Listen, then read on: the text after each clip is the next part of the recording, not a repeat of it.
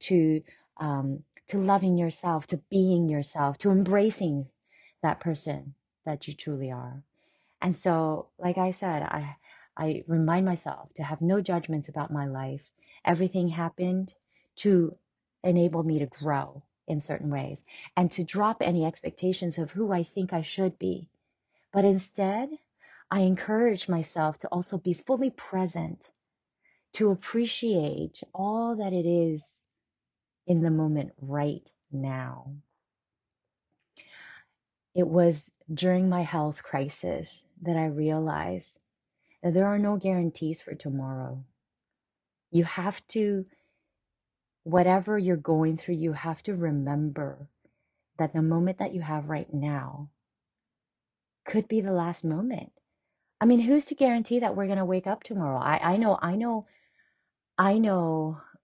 I had quite a few loved ones who went to bed and didn't wake up the next morning. And this reinforced this whole no guarantees about life even more so because this was just a few years ago. But when I was going through my health crisis in my teens, I remember, there were times where I'd be so groggy that I just didn't know like what would happen in the next moment because I really and for those days that I actually did have clarity and I was able to actually function, those were the days where I would just jam pack my days with all the things that I wanted to do, all the things that I wanted to eat, all the things that I wanted to see, because I didn't know when the next episode was going to hit and I would spiral into that cycle again. So be fully present to appreciate all that it is that is you, that is you right now. I wanted to just quickly summarize what we talked about today in terms of how you can use certain um, lists of exercise in your journals in order for you to kind of like start doing the work of loving you and being you. I want to remind you to make a list of the small things and deeper things as you get better at, doing this exercise. And just continue to, I mean, I think some people call this a love journal. I never had a name for it. I just kind of did it because it was something that, would kind of fuel me during those times when I felt really low and down on myself. Um, so the journaling of, the little things that you love about yourself, the little things that you do in your life that are also small or big impacts on other people's lives. And also when you are trying to, you know, embrace you and be the authentic you, don't forget to remind yourself that you were no accident and you have a role to play in this world.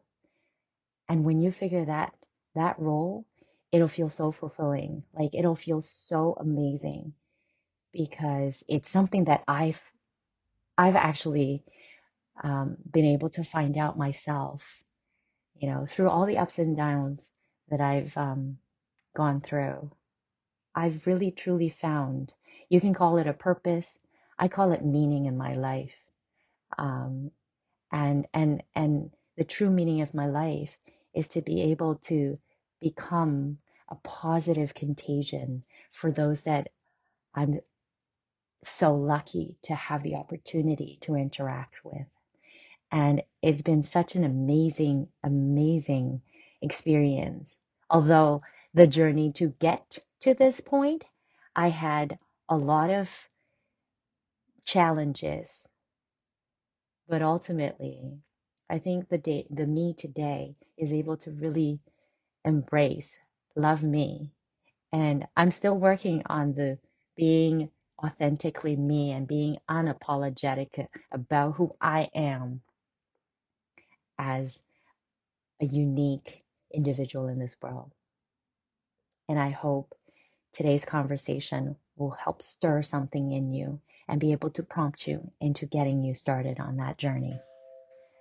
All right, healthy wisdomers, It's been a pleasure once again to share with you today, and I thank you all for listening. Please take a minute to subscribe, follow, and rate this episode so that we can share this wisdom, and also invite everybody that you think could benefit from this and have them join us on this journey. This is the Healthy Wisdom series with Dr. Jen. I'll see you guys next week.